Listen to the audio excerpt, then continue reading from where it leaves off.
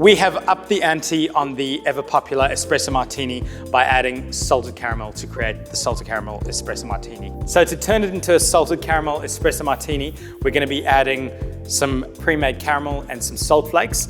And then it's 1 part coffee, and we'll just muddle this up just to make sure that the caramel dissolves. So followed by 2 parts vodka and 1 part Kahlua. Then some ice. Now secure the lid on and get a workout and give it a shake. Shake and look at that foam. That's exactly what you want. So I've got a pre-iced glass. Get rid of that. And here we go for the magic.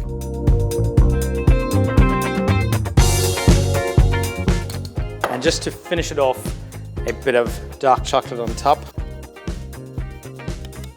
The Espresso Martini is good, but with salted caramel, it's even better.